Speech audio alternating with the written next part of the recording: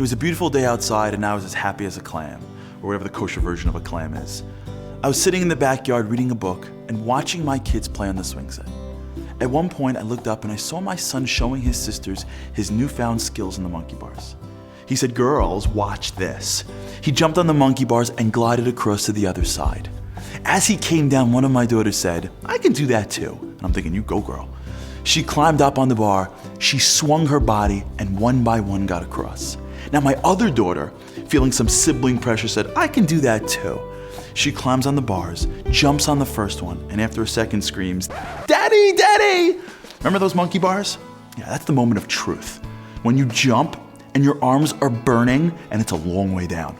I ran over. As I helped her down, I saw her tears started coming. She cried, "I can't do it, Daddy, I can't." And I said, "Yes, you can." She goes, "No, I can't get across." Now, I don't handle tears well, especially for my girls. An idea popped into my head. I said, "This is what we're gonna do. We're going back to those bars and Daddy's gonna put his back down. You can put your knees on my back and then you'll get across." And that's what we did.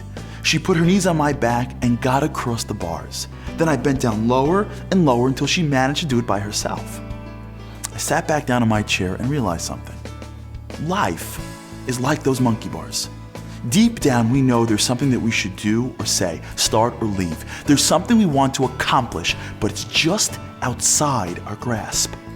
It requires us to take a jump off the step we're on. It requires us to take a risk, a leap, a jump to that first bar. And many times we don't. Why? It's because we think we're alone. And when you're alone, taking a risk may leave you hanging on that monkey bar, and if you fall, it's a long way down. A pinnacle moment in world history is when God revealed himself on Mount Sinai. The first words he uttered is, "I am Hashem, your God, that took you out of Egypt." He introduces himself as the God who took them out of Egypt. What? He was the God that created the world. He didn't just take them out of Egypt. He created Egypt and the Egyptians and everything else for that matter. Why would he limit himself to just taking them out of Egypt? You see, he wasn't limiting himself. It's because he wants to show the full extent of who he was. Of course he created the world and had the power over everything.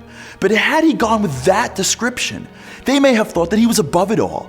He was too holy and too lofty to bother himself with the mundane activities of humans. He's not going to lower himself to save a small nation of slaves. God says, "I took you out.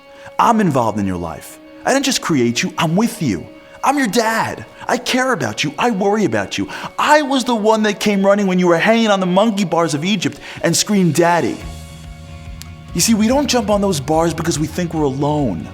Alone to deal with the challenges of our lives, alone to deal with our fears and our failures. But that's not true. We are never alone. "I took you out of Egypt" is God's testimony that even in the worst of circumstances, you are never alone. What we don't realize is that our Father is underneath us saying, "Ride my back, trust in me, rely on me, tap into the godliness inside you with me. I will help you get across."